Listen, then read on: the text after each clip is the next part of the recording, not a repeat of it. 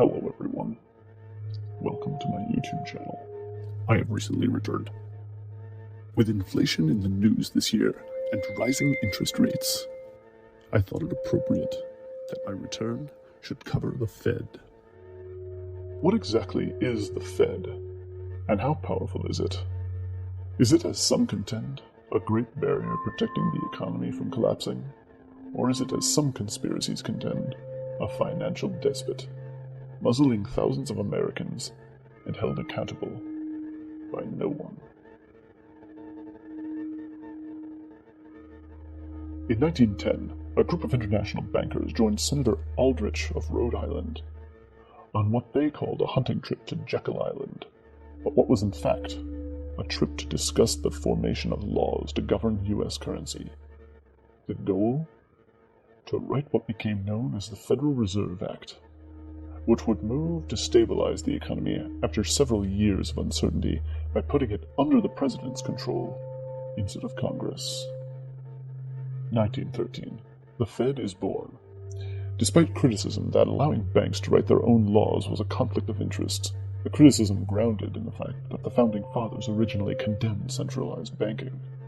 Constitutionally speaking, the regulation of currency and interest rates is a task that should be assigned to Congress. See Article 2, Section 8. But following the establishment of the Fed, all that changed. The Fed is a strange animal. Its leaders aren't elected by citizens, and on its own, it isn't a part of the United States government. Officially, it's owned by the member banks, who each own shares in the 12 regional Federal Reserve banks. So what is the final goal of the Federal Reserve, and why does it hold power originally intended for Congress? Well, it is held by some that the Fed stabilizes the economy by putting it into the hands of those more qualified than your average run-of-the-mill politician. Others hold that the goal is more sinister.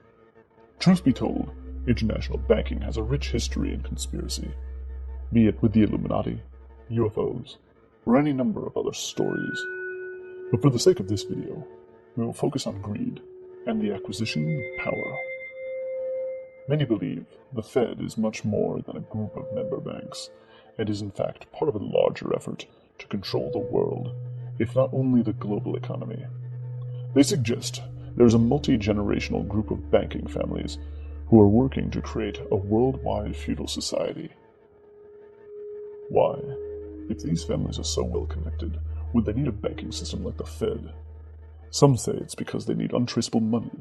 This way they can support both sides of wars, engineer catastrophes like the recession, the election of key individuals, and disease outbreaks.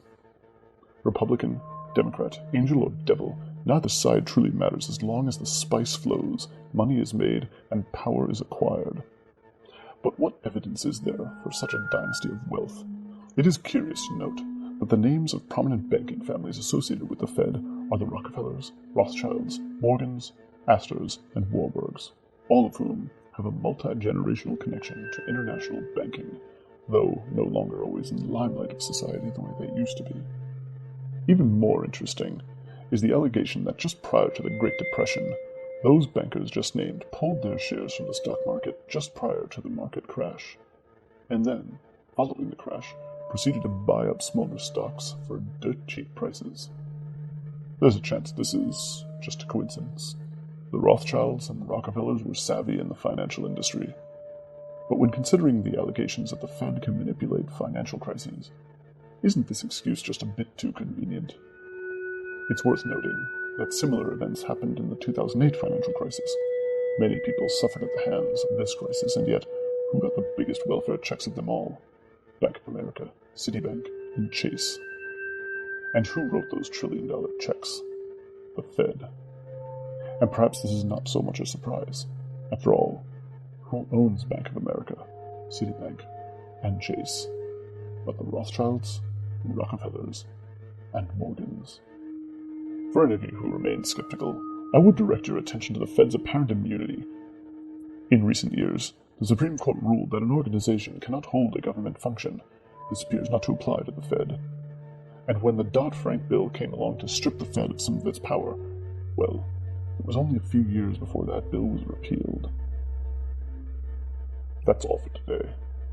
But for those who are in favor of the Illuminati theory, I do plan to return to this in an episode dedicated entirely to the Illuminati. In the meantime, consider these words from Senator Aldrich.